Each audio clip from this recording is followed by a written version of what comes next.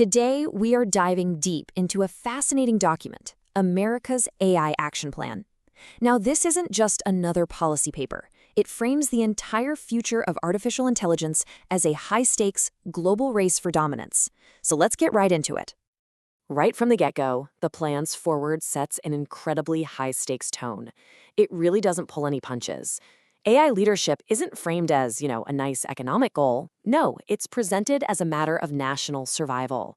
The message is just crystal clear. In this race, second place is simply not an option. And that brings us to the single idea that drives this entire document. It's not exactly subtle. The plan's core premise is that AI is a race. In this race metaphor, it's not just for flavor. It is the fundamental lens through which every single policy recommendation is made. The scale of the vision here is just staggering. We're not talking about a simple tech upgrade. The plan literally says AI's potential is like the Industrial Revolution, the Information Revolution, and the Renaissance, all happening at the exact same time. It's basically a declaration that this technology is going to reshape our entire society.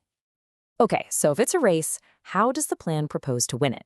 Well, the whole thing is built on 3 core pillars, and the very first one is all about speed. Unleash innovation. This is all about clearing the way for America's private sector to just sprint ahead of the competition. And to get that speed, the plan takes direct aim at policies of the past.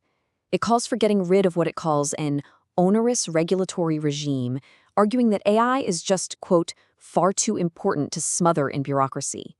The goal here is really simple. Get government out of the way and let innovators run. So what does unleashing innovation actually look like in practice? Well, here are the key actions. We're talking about actively cutting regulations, making sure AI models reflect American values like free speech, pushing open source development to spark even more competition, upskilling the workforce for the jobs of the future, and of course, pouring a ton of resources into AI-driven science. All right, that brings us to Pillar 2. And the name for this one is pretty direct. Build, baby, build. This section is all about the physical stuff, the actual backbone needed for AI dominance. The plan's rallying cry is literally build, baby, build, and it's all about the massive infrastructure you need to power this whole revolution. So how do you do it?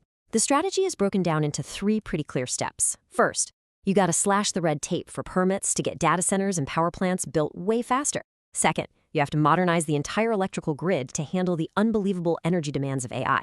And third, you bring the manufacturing of the most advanced semiconductors right back here to the US. You might be wondering, how do you actually speed up construction that much? Well, one of the key tools the plan proposes is something called categorical exclusions. The best way to think about it is like an express lane for permits. It allows big projects like data centers to bypass what can sometimes be years of environmental reviews, which would radically accelerate the whole timeline from blueprint to reality.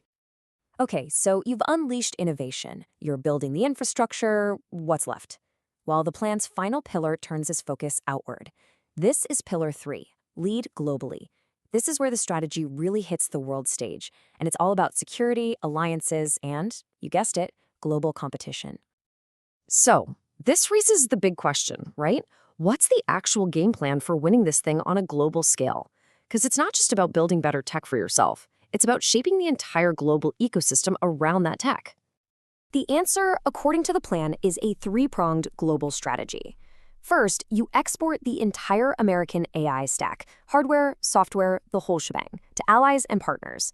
Second, you actively counter competing influence in those international bodies that get to set the rules for AI governance. And third, you strengthen and enforce export controls to make sure cutting-edge tech doesn't end up in the hands of adversaries. So, let's zoom out. When you put all 3 pillars together, what you get is a really cohesive vision. It's a strategy that's betting everything on a deregulated private sector to innovate faster than anyone else, a massive national project to build the physical foundation for it all, and a very assertive foreign policy to lock in a dominant position on the world stage. And all of this leaves us with one final, pretty profound thought. The entire plan, from start to finish, is framed as a race. But it really begs the question, what does the finish line even look like? In a competition this fundamental, what does it actually mean to win?